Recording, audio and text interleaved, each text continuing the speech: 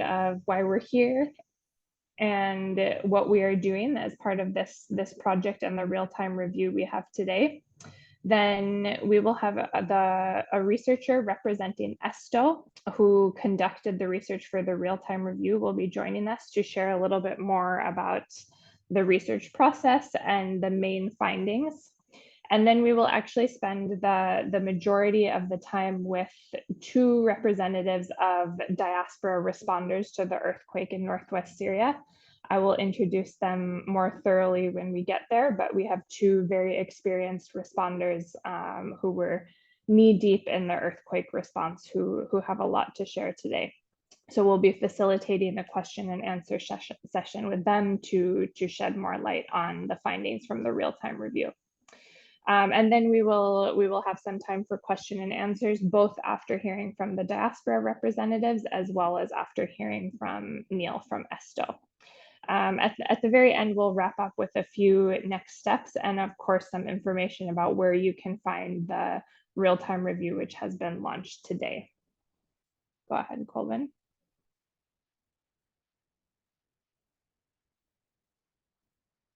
A little bit about DEMAC. So we are a global initiative.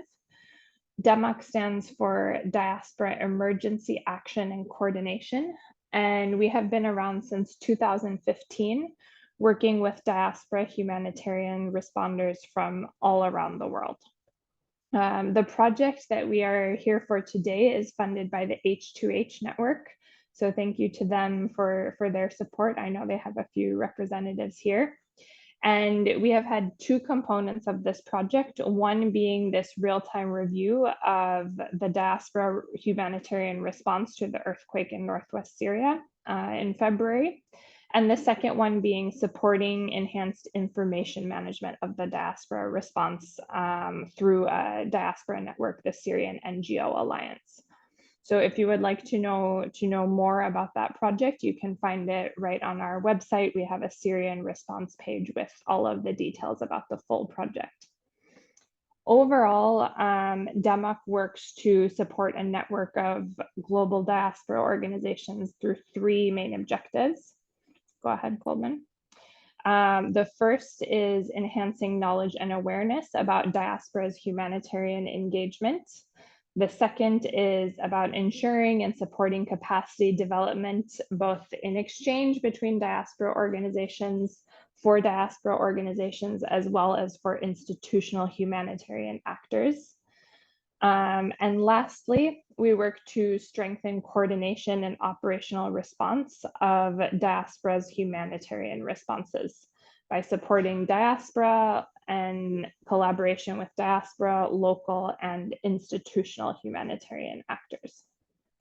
And same as with the Syrian response, you can find a lot more information about our work online. But I don't want to take too much time on DEMAC overall, because we have some very interesting findings to share today from our research with ESTO on the diaspora response in Northwest Syria. So go ahead to the next slide, Colvin.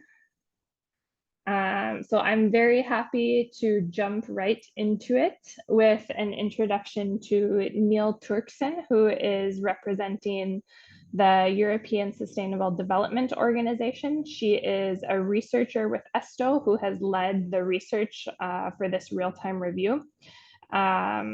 Based in Turkey and with years of experience with Syrian response. So we had a very well-qualified team working with us today. And with that, I will hand over to you, Neil, to share a bit more about the findings from the real-time review. Sure, and thank you so much, Sophia, for the introduction. So I will go ahead and then just start with the overall methodology, and then I will be presenting the key findings, key challenges, and the recommendations identified throughout the real-time review. We have mainly relied with a combination of research techniques for this real-time review that consisted mainly of qualitative methods. The review started with a two-phase desk review, where we have reviewed the available resources, reports, and considering the size of the response, the amount of the documentation was quite high. Following up that, we have moved on to a multilingual all-source social media mapping, where we mapped out 97 organizations based in Turkey and other locations responding to the earthquake. To do so, we have done the hashtag analysis by using Arabic, Turkish, and English hashtags, and then we follow the main NGOs' websites.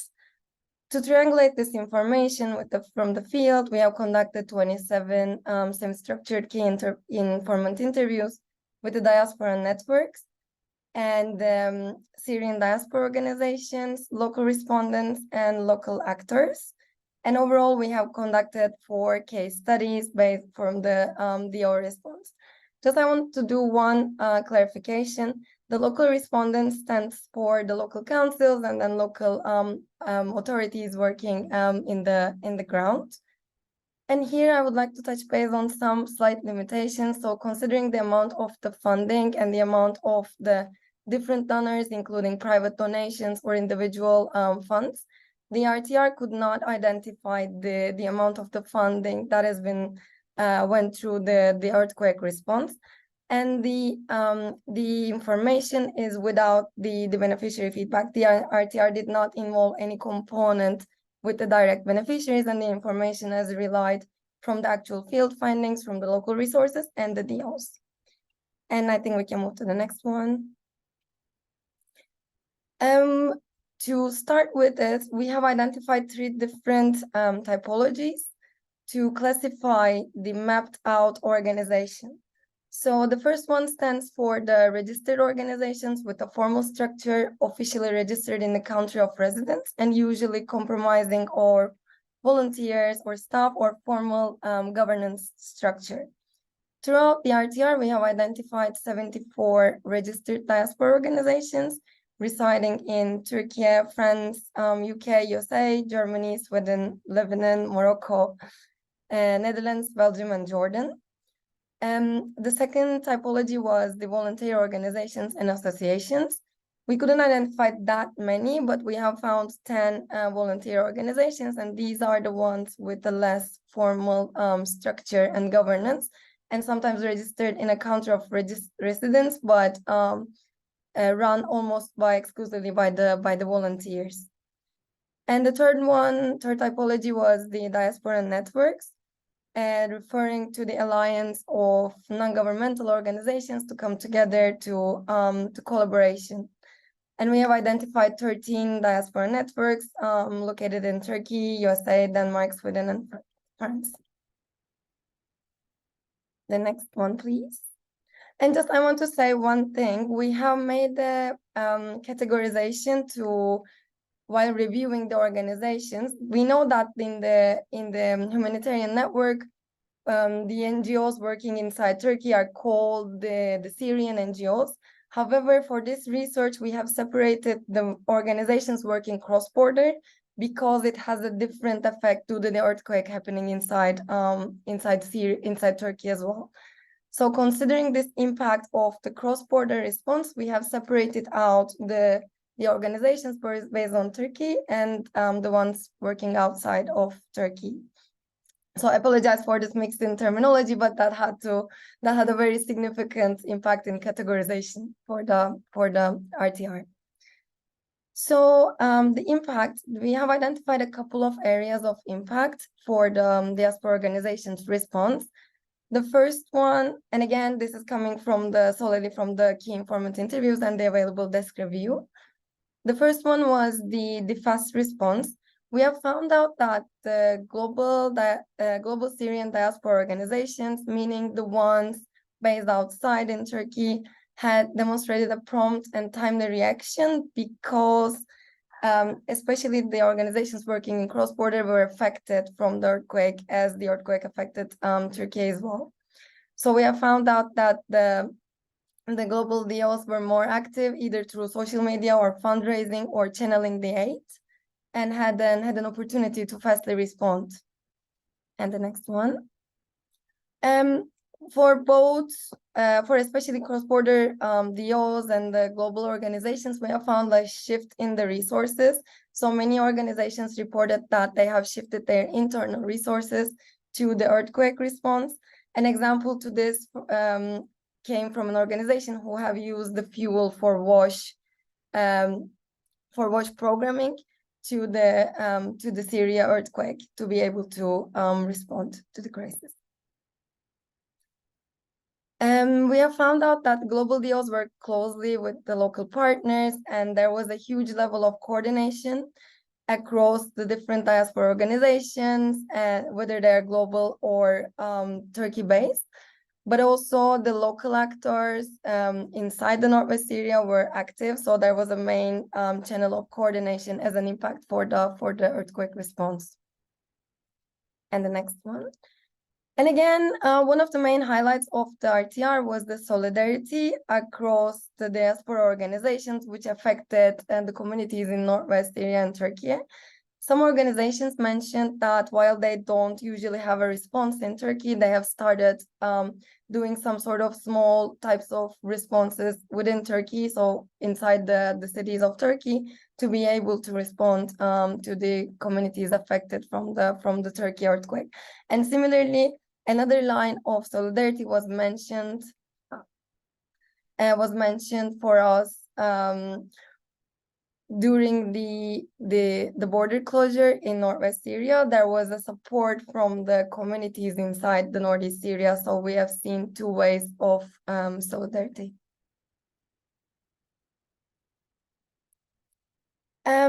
In terms of the coordination, as I mentioned before, we have seen a huge line of coordination, and this was the main one of the main highlights. So almost all the organizations that we interviewed and the local actors that we interviewed in the ground mentioned the high levels of coordination, while the challenges were mentioned for all the organizations. The coordination efforts were there. And we have identified, the researchers identified two levels of coordination. The first one being with the institutional actors to identify the sectors of response, the locations, and then to avoid duplication, as many humanitarian organizations were involved in the response, considering the required aid. And the first one was with the institutional actors with the UN and the governmental bodies and the clusters to identify the locations, sectors, and then to avoid duplication. And the second line of the coordination was between the diaspora organizations themselves. For the global diaspora organizations and the Turkey-based diaspora organizations, it was mentioned that all channels were used. Social media, hotlines, WhatsApp, Telegram were seen as the main line of communications, aside the regular meetings and gatherings. Next one, please. Again, a couple of challenges were mentioned. And again, for the purpose of this research, we have separated them into two categories: for the challenges for the diaspora organizations based in Turkey, and the ones based outside of Turkey, as the challenges were quite characteristic depending on the main location of the organization. The first challenge that was mentioned were the lack of heavy equipment and the supply chain being affected by the earthquake, and availability of fuel, vehicles, tents, goods available for use. So the organizations mentioned various solutions to overcome this challenge, such as like using internal resources, coordinating with different vendors, and then trying to resolve and provide the assistance in Syria.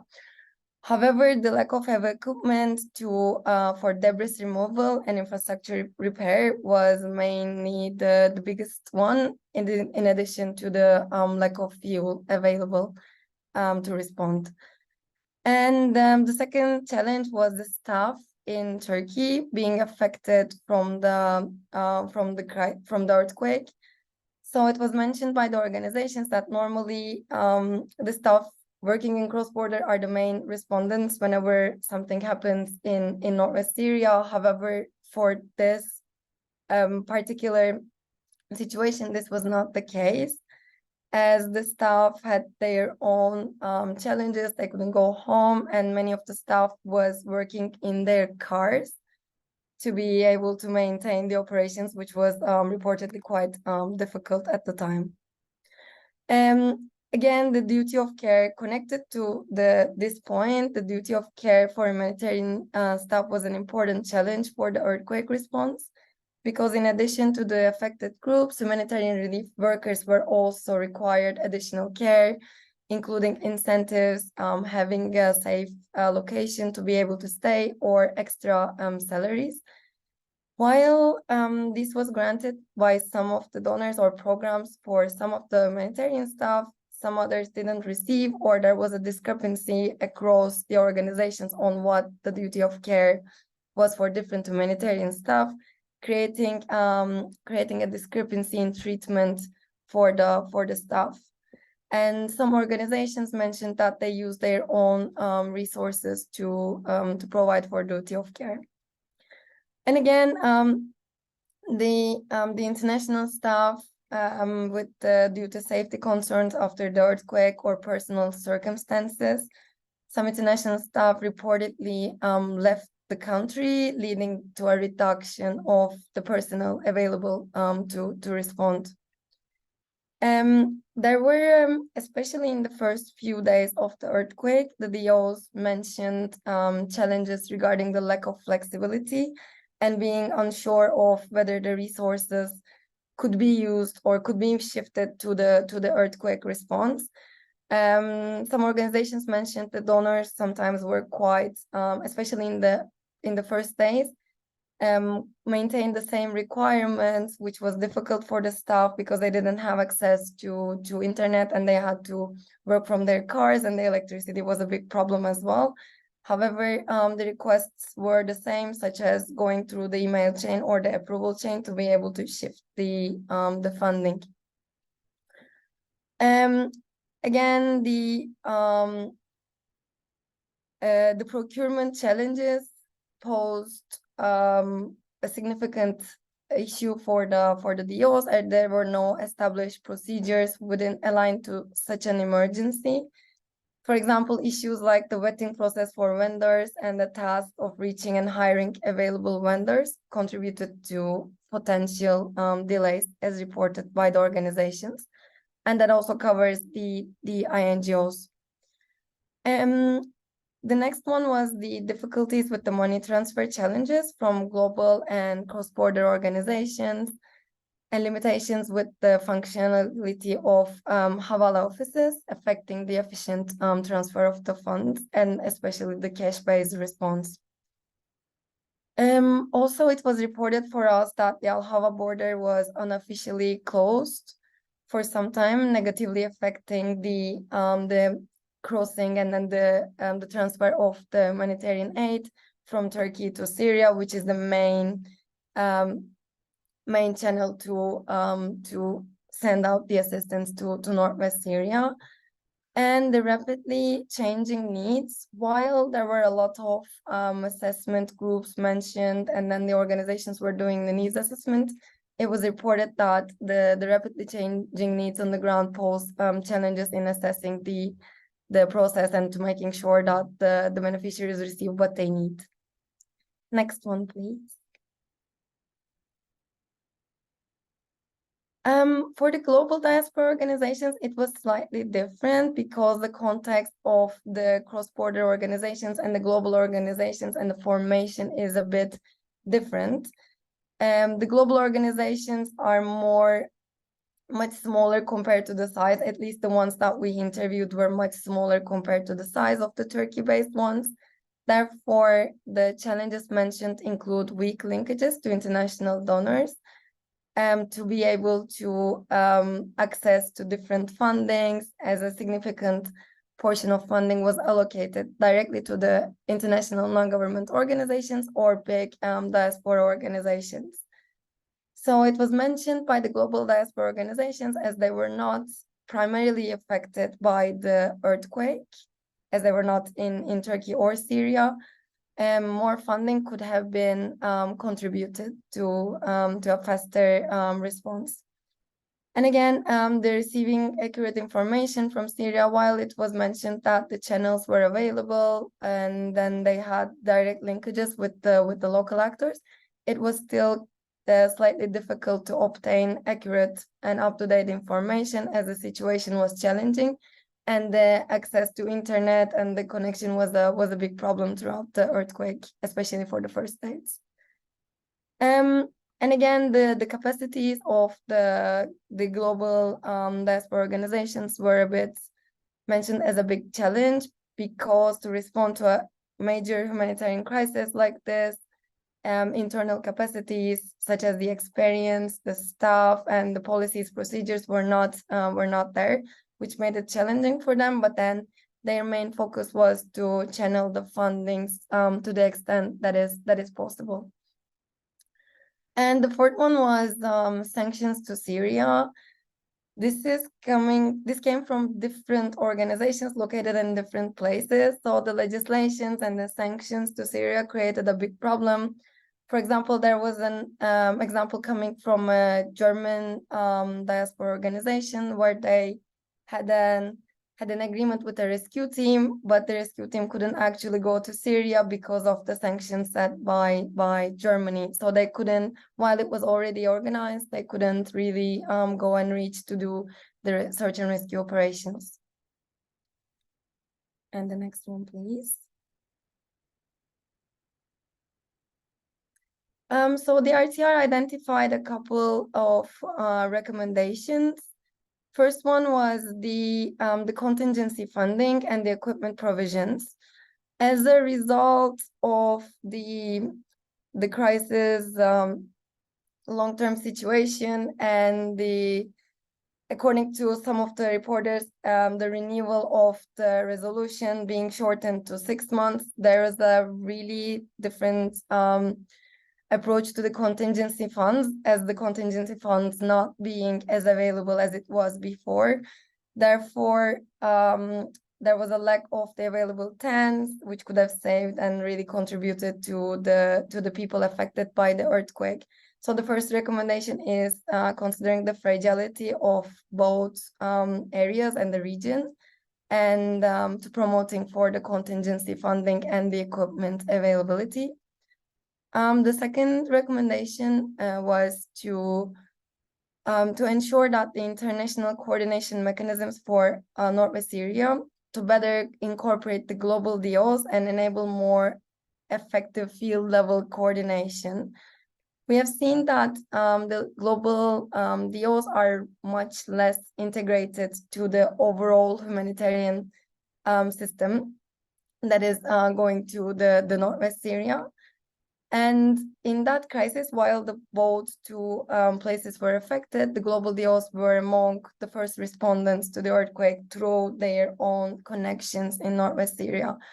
So according to the RTR findings, incorporating the global DOs to the international coordination mechanisms, or making sure that the capacity in that sense is strengthened, can be an effective solution in similar incidents. And similarly, exploring alternative coordination mechanisms using the diaspora can be a solution when the whole cross-border operation is affected, because the cross-border operation is much linked to each other. The next one, please. The earthquake has shown that the local organizations were the first responders in the affected communities. And in Turkey, and the global DOs and the diaspora networks can actively engage with the local respondents, local actors such as the White Helmets or local organizations, to improve their capacity to be able to respond to such an emergency context. While the whole humanitarian response in Northwest Syria is named as the emergency response, we have seen much less preparedness in such an emergency throughout the organizations, for both local respondents and the ones in here. And again, as mentioned as a challenge, the duty of care was missing for the diaspora organization staff, which is found to be important and highlighted by the interviewed staff to reduce the vulnerability of the humanitarian staff. The organizations can consider integrated duty of care policies, and then to promote for duty of care in such a fragile context. And the next recommendation is that we have had a separate question to the interviewed organizations about what were the main learnings, the main lessons learned by the earthquake response. And we have found out that there is not a unified approach while the learnings are here and there. And while it is very difficult to unify them in one place, there is still some space to identify the lessons learned from the earthquakes in the February 2023.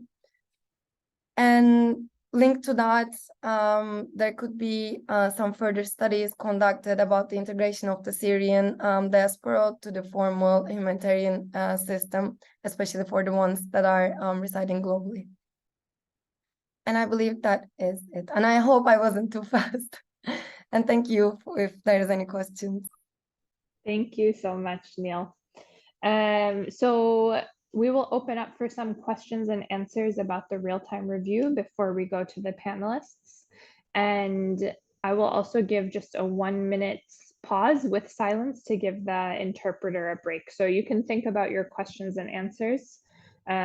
Feel free to either raise your hand and we can call on you and you can share your question, or you can write your question in the chat and then it will be asked anonymously. So go ahead and start thinking of questions and we'll take them in about 1 minute.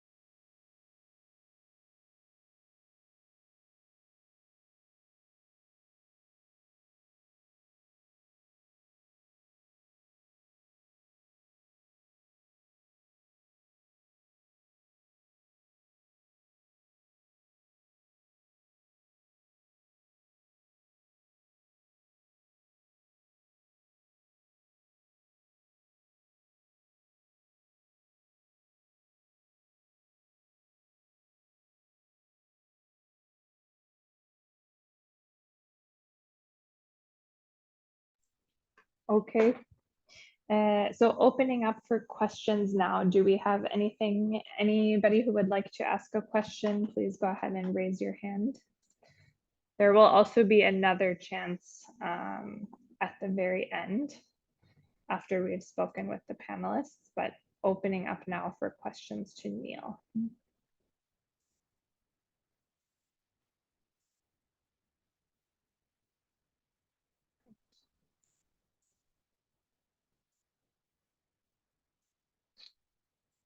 Okay, I do have one question here for Neil. It is, did you see donor flexibility across all donors?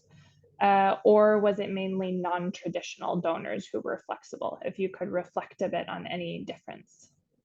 To be honest, as a limitation, and I forgot to highlight that in the limitations, like we didn't have any key informant interviews with the donors, so the perception that we receive is much limited to the diaspora organizations that we interviewed. But we have heard in some of the key informant interviews, we have heard that it was with the traditional donors, there was definitely a non-flexibility in the beginning, in the early days. And especially the private funds or the newly non-traditional donors were much flexible. For example, we have heard some examples from Korea or Japan, where some small funding has been directed to the diaspora organizations, without any requirements for further follow-up. Thank you. And then maybe linked to that question, another follow-up question. Were there any issues reflected on in regard to compliance? Like if quick actions were taken to do fast track procurement, were there any best practices in terms of resolving that or any challenges faced with donors? I think what was mentioned to us, especially for the Turkey-based diaspora organizations working with the INGOs, the procurement policies were much rather stayed the same, and there was a challenge in terms of the overall policies to making sure that all the compliance areas are followed. I believe the situation got better and better after the first week, as everyone kind of agreed on that. But in the early days, I think the processes still stayed the same, and there was a lack of such sort of emergency compliance vetting procedures by the INGOs. Thank you. And then I have another question in the chat here. Maybe it will be interesting to bring up later with the panelists as well, but I'll start with you, Neil. The question is from Healing Venezuela, which is a diaspora organization from Venezuela. We have them with us here today. And they're saying that they did a joint initiative to try to support the efforts in Syria, and we're looking to collaborate and support. And they were wondering if there were many mentions in the interviews of support from other diaspora outside of the Syrians, if that came up at all. Yes, I think they came up, and I think there was like a different level of coordination with different groups, and it was this was very challenging and a unique research for us as well, because the size of the coordination across different groups, different countries were too big, but we don't have like precise data which came from the diaspora or which came from just the global overall organizations. Thank you. And I will pick up on that one again when we have the panelists online. I will take one final question, which is if you can reflect on any challenges that you faced as researchers during the real-time review. Yeah, we have faced especially some challenges reaching out the global diaspora organizations, because after the social media mapping, we tried to reach out their info websites, but our response rate was very small, as we believe that they don't have like designated staff who was checking on the emails regularly probably, and we had a time frame limitation. So our research mostly came from the organizations working within cross-border, and we couldn't expand the global diaspora response so much. This was a big challenge that we faced, the response rate. Thank you very much, Neil. And then I will actually move on to the next section because I know that our panelists have a lot to share as well. So go ahead to the next slide, Colvin. And you can even go on to the next one so that I can introduce our two panelists. Thank you very much. And before handing over completely to Rand and Hisham, if I could bring the two of you on camera, that would be great. I'm happy to introduce our two panelists. So first we have Rand. She is the coordinator for the Syrian Civil Society Networks platform with a very long experience working in senior leadership roles for both Turkish and Syrian NGOs. And she will be representing SCNP. She'll tell you more about them, but global diaspora network. So she'll bring the global perspective.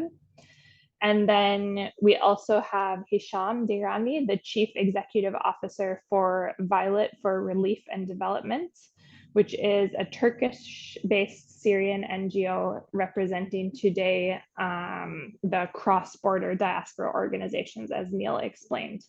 And Hisham, you also bring a long experience with the Syria response, having started in 2012, having been co-founder of Bina, and a long list of other qualifications. And Hisham will wear two hats in the panel today because he is both the CEO of Violet organization as well as steering committee member of the Syrian NGO Alliance, a coordinating body based in Turkey. So we will focus on a few questions during the panel today about coordination between the diaspora organizations as well as with other actors. And I will also ask Rand and Hisham to share a little bit more about both success stories from the respective earthquake responses that they were involved in, as well as some of the more specific challenges, which I believe Neil also touched on. And then we'll have some brief reflections on the way forward. And bear with us a moment, we're just getting the spotlighting function right here. I will ask you to start off actually before we dig into the specific experiences from the earthquake. I would ask both of you to share a little bit more about your respective organizations' mandates and primary activities during the earthquake response. So if I start off with you, Hisham, could you share a little bit more about both SNA and Violet and your roles during the response?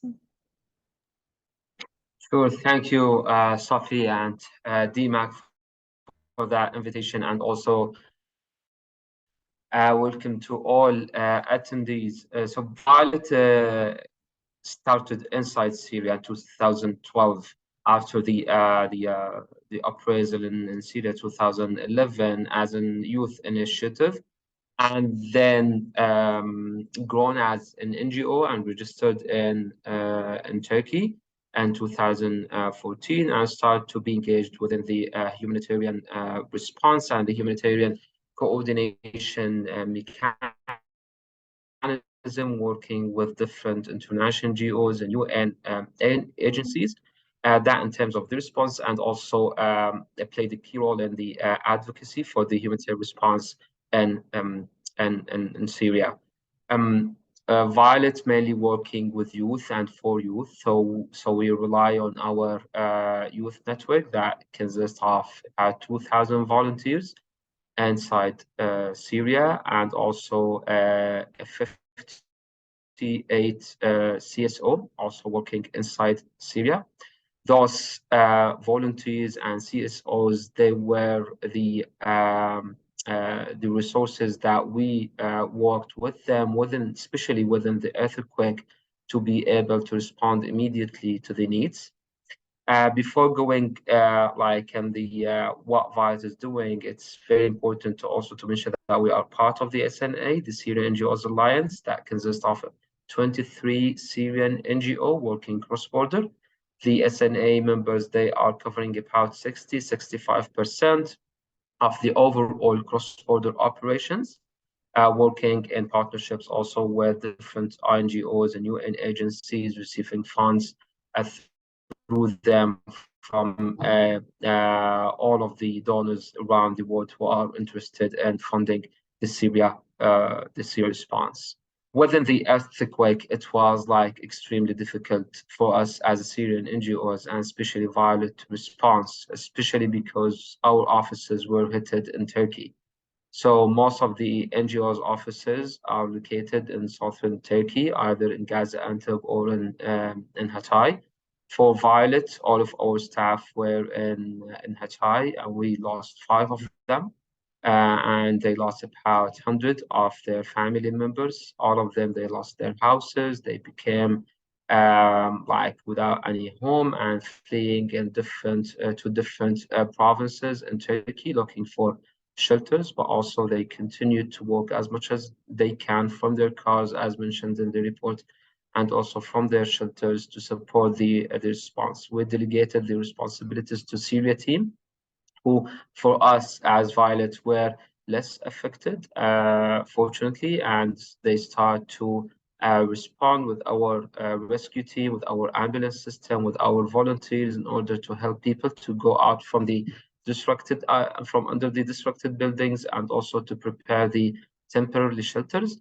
Then to start providing the emergency support of food and non-food items, adding to the mental health support, considering the huge trauma that people were facing in the areas that were hit in Syria. We were able to mobilize a few resources in the first few days with our partners who, like, very few of them, they show flexibility to provide an immediate funding for the earthquake support, for the earthquake response.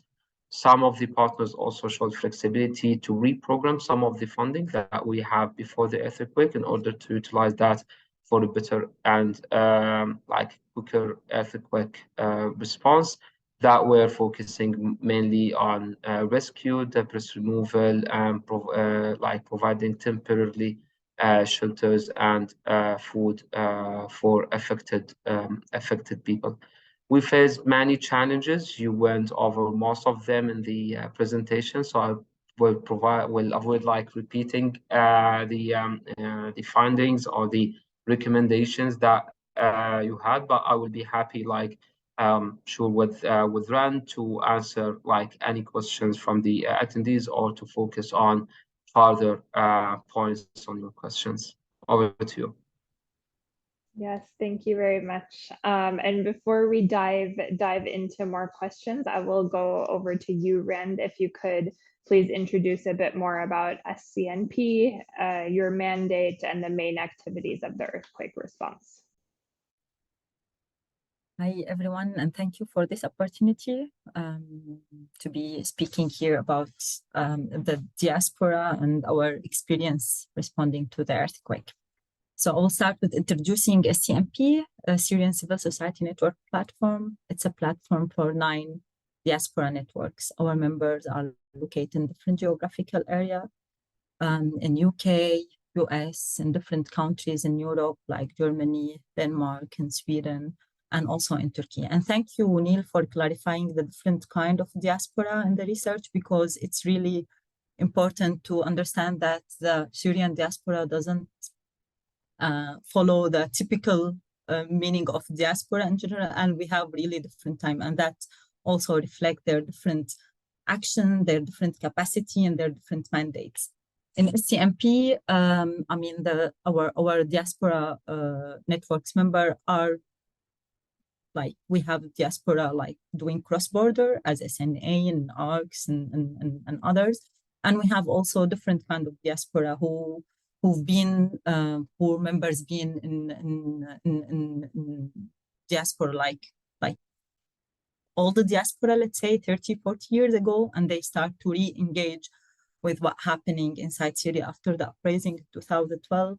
And also we have the newly formed diaspora who've been formed after they've been refugee themselves to different countries and start engaging with their communities, supporting refugees and doing mainly integration activity.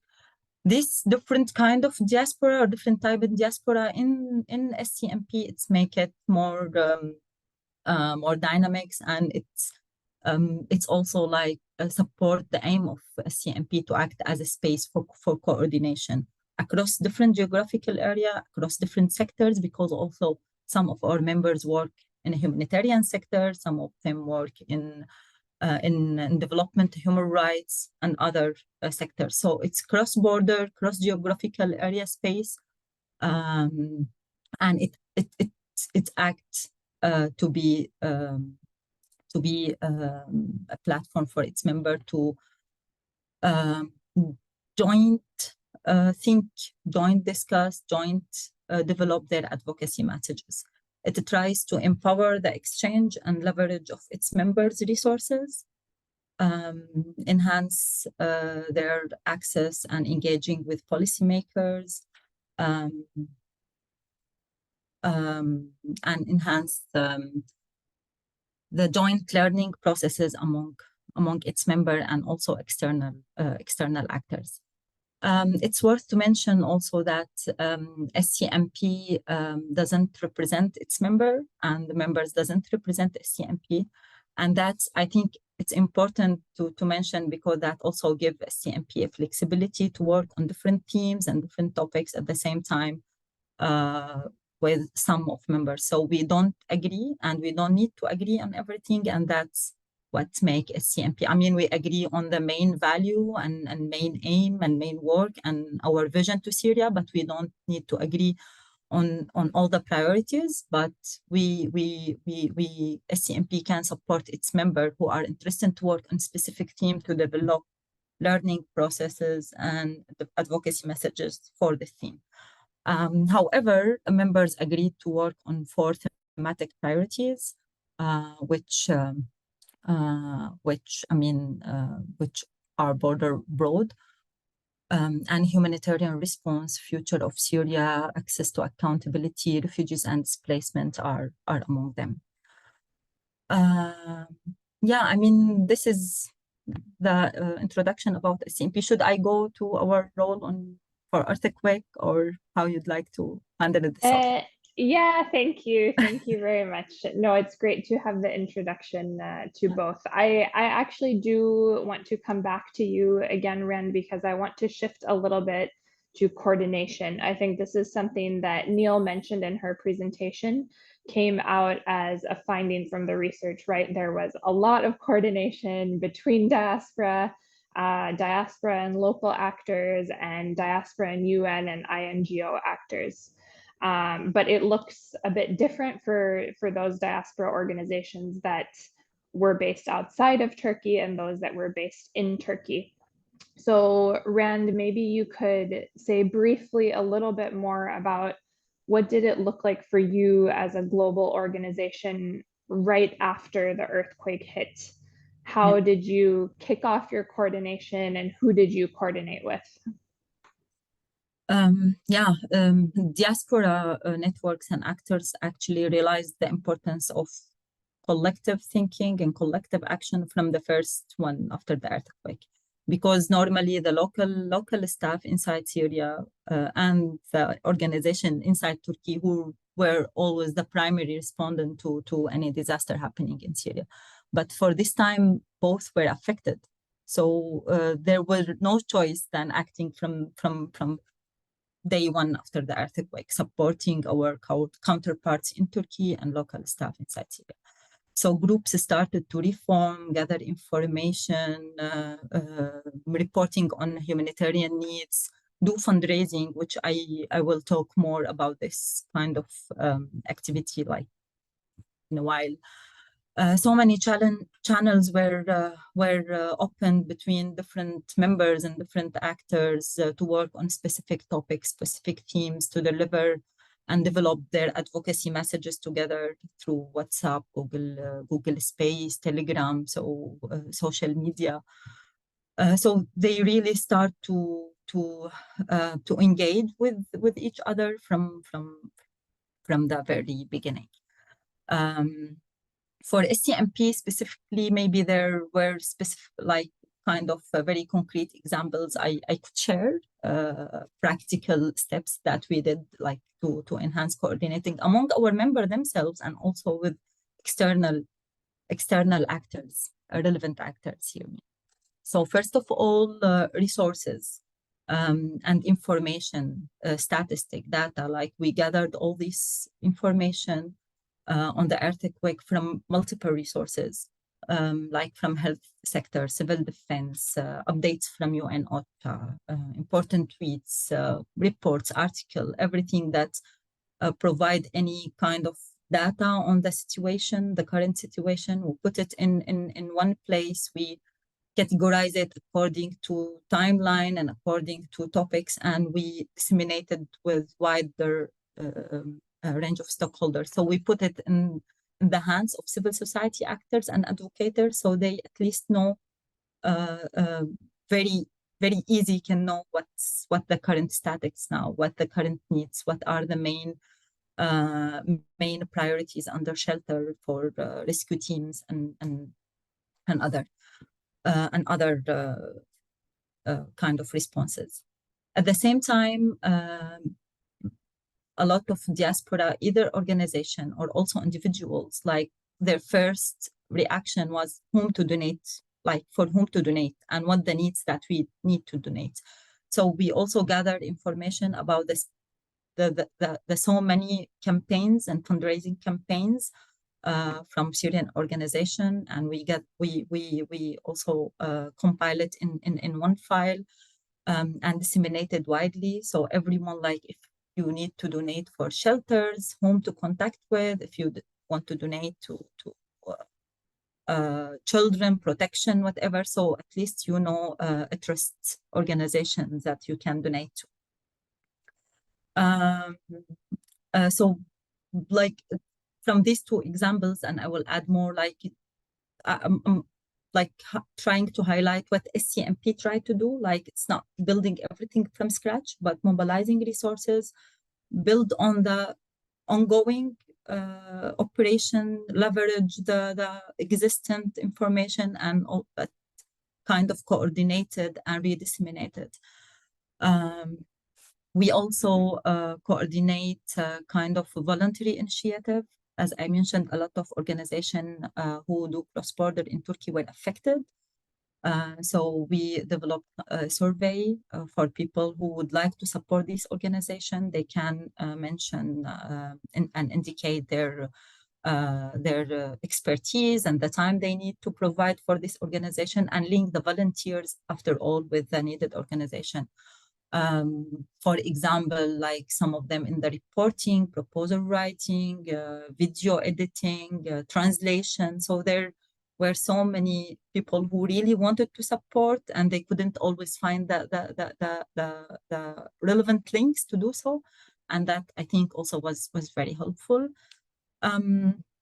Lastly, which also very important, and what we mainly were doing, is supporting the advocacy efforts of our members and others. Supporting our members technically to develop their statements, their messages, disseminated, collect signatures, and also share it on behalf of the signatories. We hold a workshop after 1 month of the earthquake to unfold the consequences of the earthquake, where we talked about like priorities for the current situation. What's the priorities for response on the mid and longer term? How the healing process and early recovery process could be look like, in also considering the current situation. We also tackled the human rights situation on the both side of the border, and also the political consequences of the earthquake. Out of this workshop, who hosted our members and different individual expert organization from inside Syria, outside Syria, different kind of diaspora, we came up with a talking point file where we compile all the advocacy messages that advocators and civil society actors, even individual, need to know, under, like, if they were asked about access, response of the UN, state obligations, humanitarian priorities, the specific needs for women and combined children. So political situation. So this file also we disseminated and put it on the hands of actors. They can use it, trying to harmonize our messages on different levels and with different policymakers. Great, thank you. I think there was a lot happening in SCNP and all the member organizations right away afterwards. And I will actually go over to you, Hisham, with a similar question about how it was from your perspective. I mean, you already mentioned that, of course, right after the earthquake, SNA and Violet and all your staff were busy getting on your feet.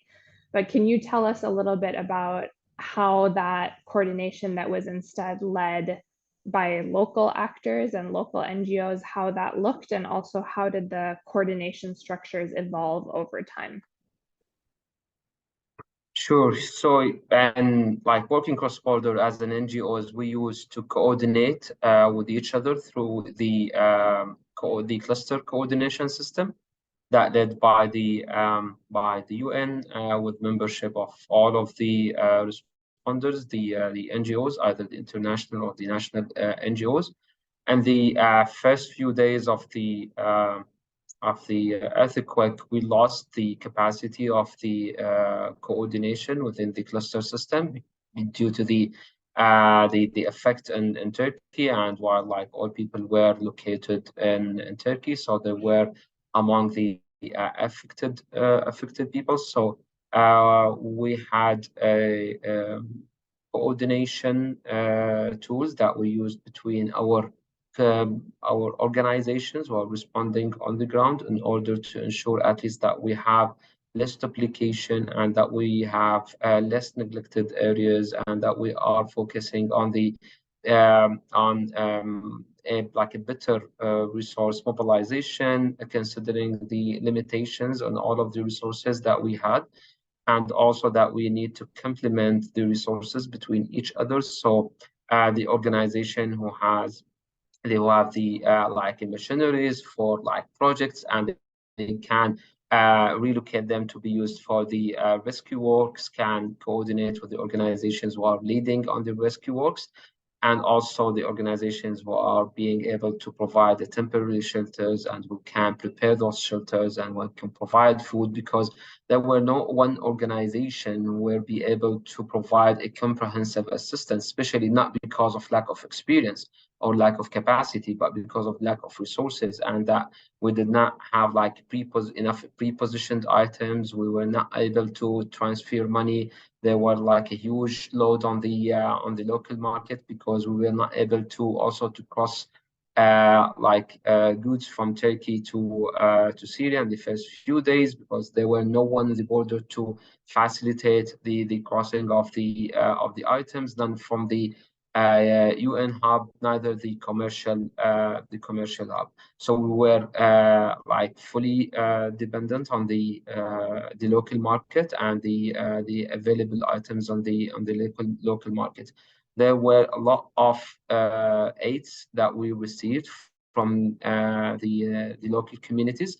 They were reaching our warehouses. They were providing the items that they want to donate, and then we will prepare that and do the distribution for the affected population. It was like a very successful experience among the local NGOs, being able to coordinate immediately on the field level together, and to share the required information and using light tools.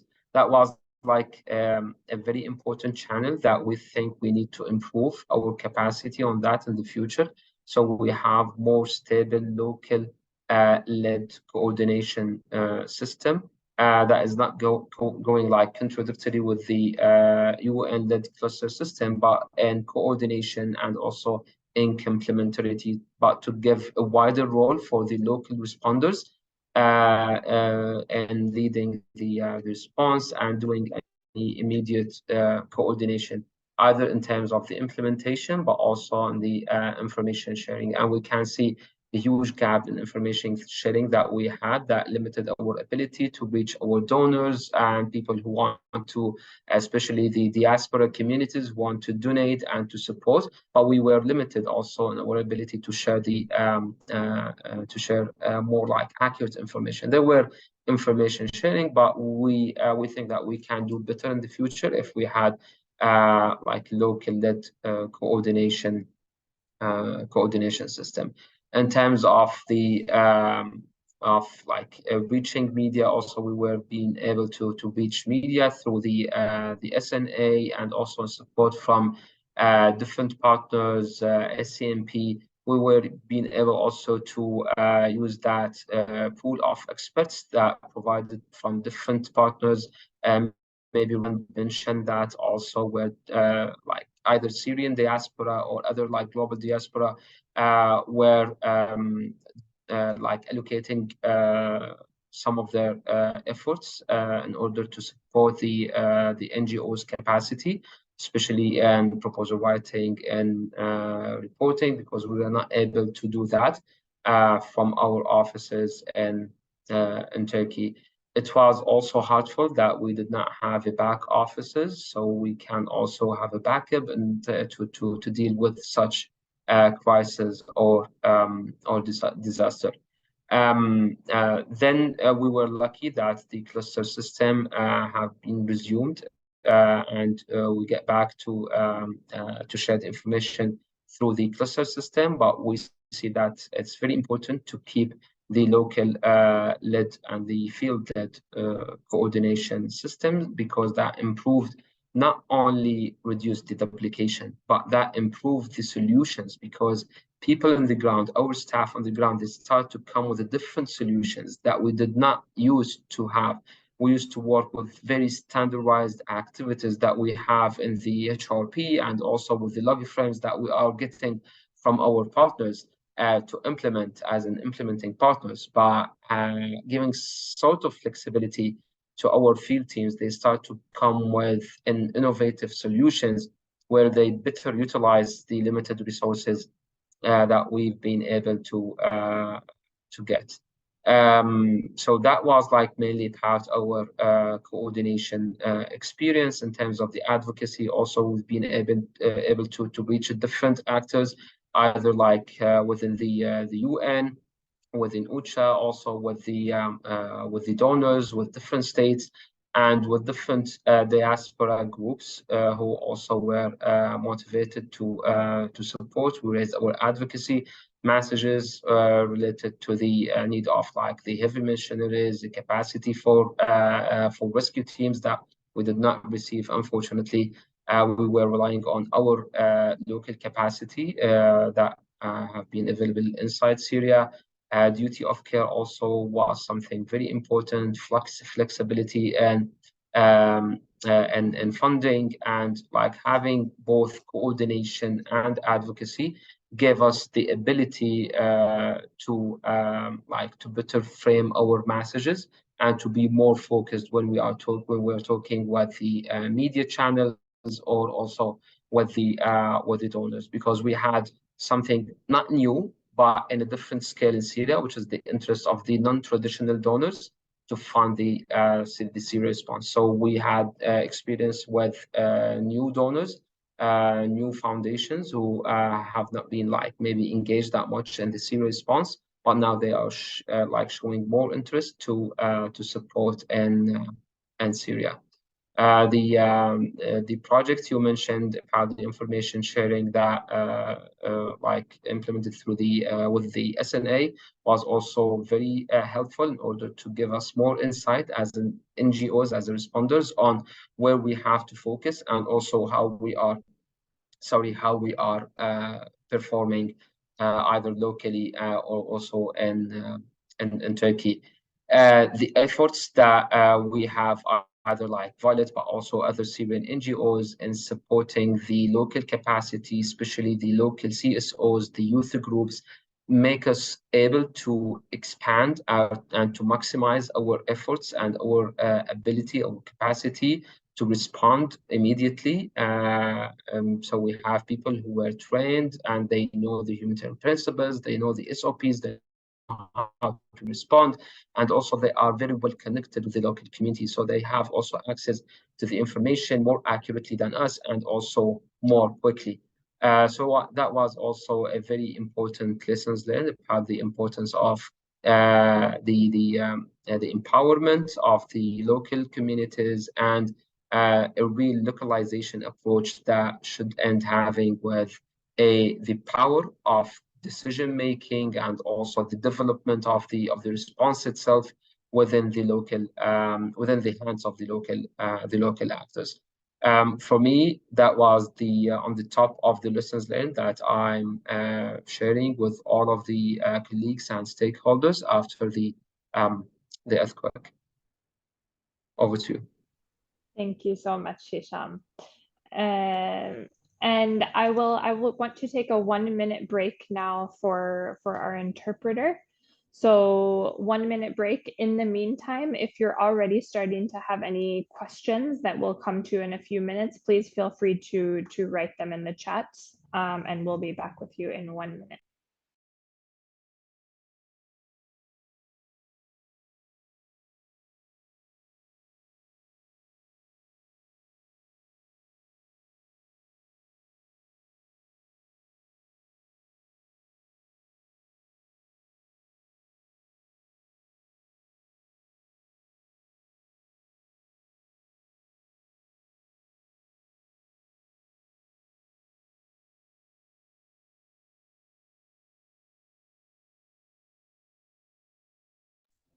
Okay, I think it was almost 1 full minute. So we only have a few minutes left because I want to make sure that there is time for questions and answers as well. And I think you both summarized some of the big successes of the response and of course, some of the major challenges. I want to ask you about one of the recommendations of the report because we actually discussed this when we were preparing for this webinar. And that's the recommendation about finding ways to include global diaspora organizations into the international coordination mechanisms within their areas of expertise. And both of you had some mixed opinions and some pros and cons on this. If I start back with you, Rand, could you very briefly share what your thoughts are on this recommendation? Overall, I think the earthquake highlighted the added value of the diaspora in the humanitarian response. But at the same time, we need also, like, if kind of this approach being developed, we need to have kind of Syrian discussion that bring everyone to this discussion to explore better how this needs to look like, what the role of this diaspora is. It all like in the emergency case only, or also like to consider as Hisham mentioned, how to keep the local actors in the middle of the decision making, but not overstepping their role. So overall, as you mentioned, like there is a diaspora who do cross-border, and there is diaspora who don't only do cross-border, but also part of their operations is inside Syria. Maybe this kind of diaspora needs to have different role than the other diaspora. I'm just giving this example just to say that I think this recommendation could be valid. However, it has so many. It needs to have so many consideration on the different roles and different capacities and clear coordination mechanism and a clear lead, and also like agreement between different parties who will take place in this mechanism. And that's if need to be done, it's need to be done. Like it's need to have a Syrian discussion before going further. Thank you. And what about you, Hisham? What are your thoughts on this recommendation? So maybe we need a better like communication and ability to reach out between the different diaspora groups who are working cross-border, who are like working in different areas. But it's not maybe for coordination, because coordination is mainly about the daily work. So it's maybe more about being able to share what each one is doing.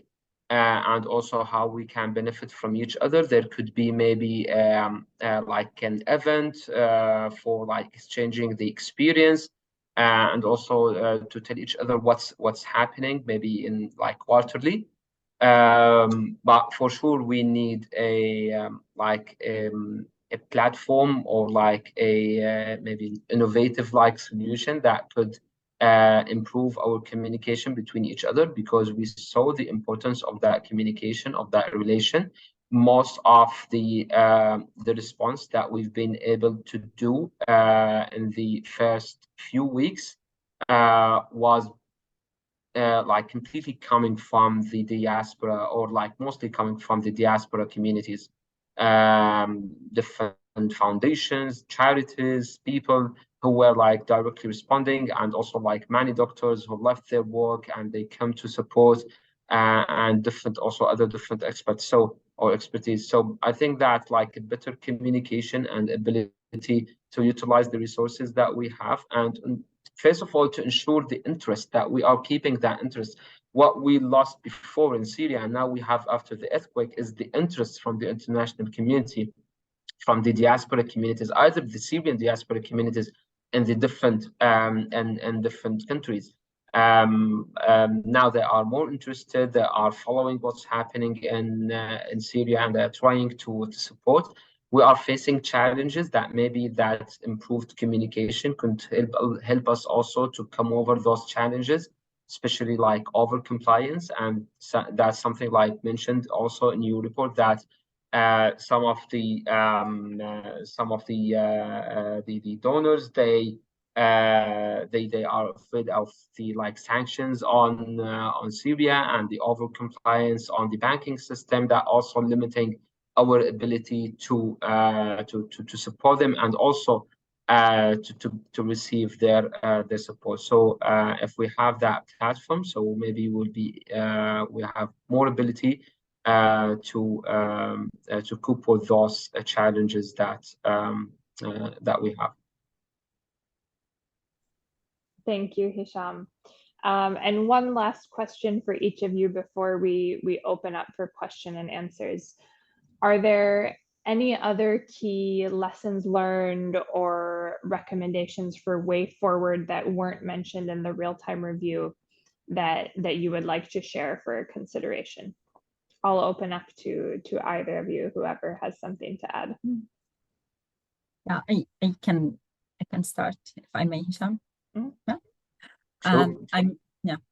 I mean, like the earthquake, as part of its consequences, I think it's reactivate the linkages between Syrians in different area and diaspora, or also inside Syria, Northeast and Northwest. And we noticed so many initiatives, like also regime-controlled area, and we saw so many initiatives that really was able to overcome the border and overcome the UN response mechanism, like different hubs in Erbil, regime-controlled area, Jordan, I don't know. So really, after the earthquake, we were able to overcome these gaps and these canons and silos that we're operating in, also from different sectors, humanitarian and humanitarian. And I think it showed a wider state of solidarity, like Diaspora, for example, they were organizing solidarity stands or do social media campaigns. I mean, everything that they can really do to support the response on different level. And I think we need to keep that in mind, and we need to rebuild, to build on this, and discover together how to move on this further. So I think, like you mentioned, like through our preparation, like what kind of success you can see. I can't see like a success for SCMP or any other actors by itself, but I can see the holistic response from the different Syrians. With all the limitation, I mean, with the fund limitation, with the capacity at that time, human resources capacity, with the limitation from donors, with the UN enabling mechanism. So everything was really done by Syrians wherever they are. Of course, the local actors were the first people who act, but I think the support role also that diaspora provide was really needs to be highlighted and needs to be considered. We also need, I call for more engaging to the diaspora in different level of humanitarian resource, but as I mentioned before, like to better discover how this could be done. But advocacy also is something that they need to work. Syrians need to. It seems that at the end, I mean, with less spot the Syrian file taking within the international response, like advocacy is the thing that we need also to focus on and come together to counter the narrative of the regime and the new normalizing. And this needs all the Syrians wherever they are, diaspora and inside Syria. Thank you. I think I'm Thank done for you. now. And I I may will add give after a Hisham, while. okay, great. I will give Hisham a very brief Yeah. last comment as well. Thank you, Rand, for those like very important lessons learned. And for me, I think it's like that we need more real improvement on the localization approach, because within the earthquake, it was clear for us, and also after the earthquake, and for all over the world, that without an empowered local communities and local actors, we will not be able to respond from outside those communities in the same quality and also on time, and to provide to be with them when they need us, because they have the better ability in order to identify what they need and how they have to respond to that, and how better they can utilize or mobilize the resources that they have. So more effective localization policies, procedures, actions should be taken. And until now, we are facing huge challenges in having like this effective localization actions, but it should be on the top of our priorities, and also the donors, the international NGOs, to ensure like less dependent local communities, because we were not able to send rescue teams for them. We were not able to help them as what our responsibility held us. That's why we should not keep all of those resources in our hand. We should like leave that for them, and they will be able to utilize it to save their lives and also for a better future for them. Thank you, Hisham. I think those are strong last words. I will actually open up for a couple questions now. I see we already have one in the chat, and anyone else, if you have a question, you can either raise your hand and we can open the mic for you, or just write it in the chat. The first question is actually from Jawahir, who is the chair of the Somali Global Diaspora. And I think you've touched on this briefly, but if you could just highlight what is the biggest challenge that you think you faced in coordination of the humanitarian response? Whichever of you I'll open up for. Okay, if may I like answer that. So generally, it's the engagement of the local actors, but within the and also the way how you like triangulate the information and being able to assure that you have like equality data, and also like a well-informed analysis. But within the earthquake, the challenge that we face is that we lost people who were doing that coordination. So we were in need to come with like a temporary coordination system, and we need that immediately. So that was like on the top of our challenges. So the same people also who were responding, they also had the responsibility to coordinate. So losing that coordination capacity was the most important challenge, because we have a very good coordination system for Northwest Syria, as I mentioned, through the cluster system, which need to get more like engagement from the local actors. But it was like a very good system. We lost the like part of the capacity of that system because of the having people affected in Turkey.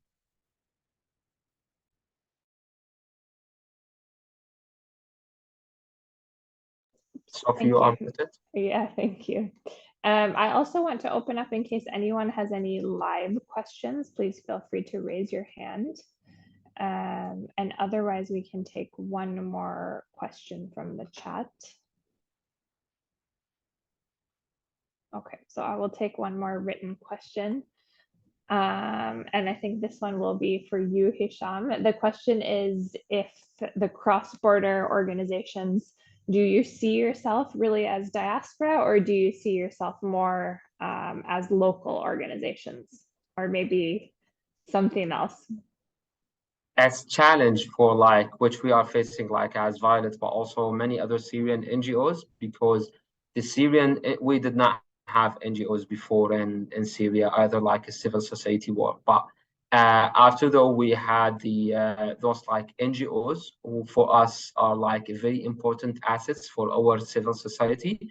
Those NGOs started from like initiatives either from people who are located inside Syria or a Syrian diaspora who were living outside Syria or who left Syria after the revolution. So for us, it's mixed. We are local actors, but also we have a diaspora leadership, and also like we have the diaspora people who are working within our team.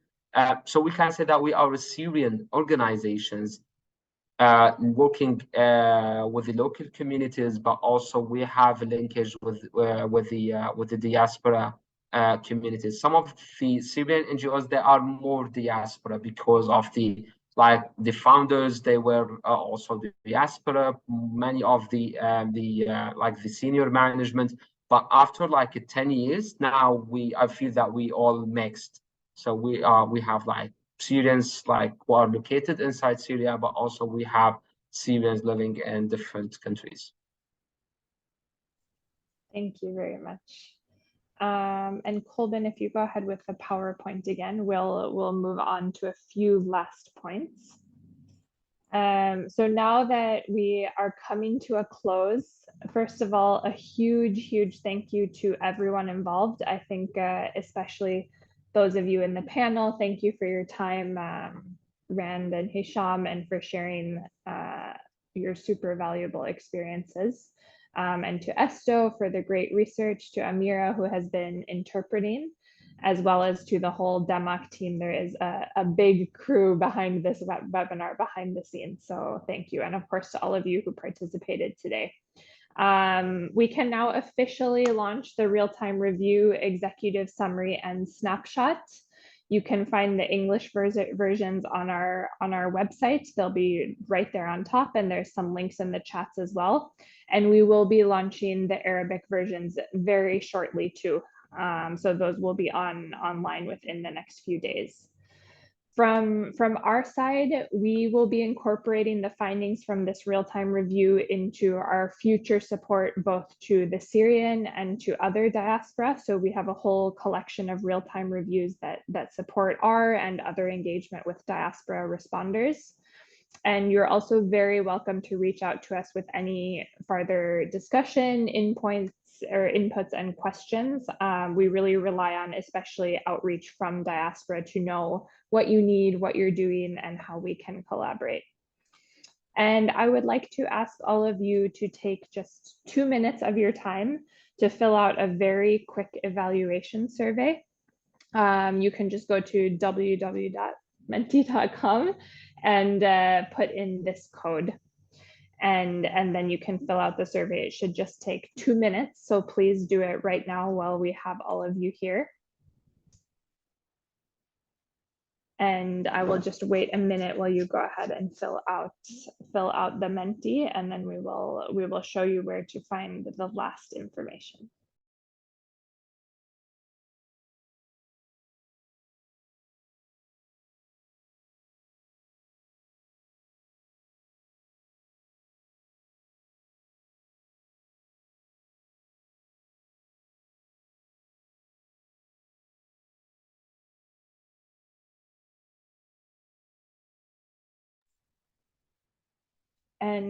And while you are filling it out, you can go ahead to the next slide, Colvin.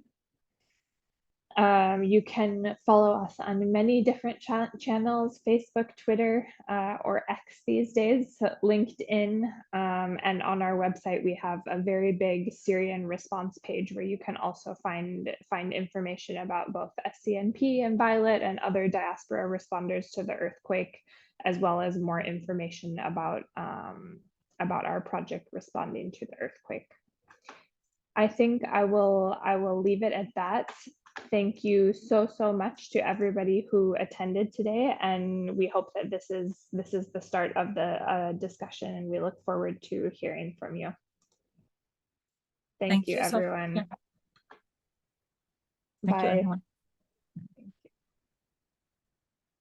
Thank you, everyone. Thank you. Bye-bye. Thank you. Bye bye.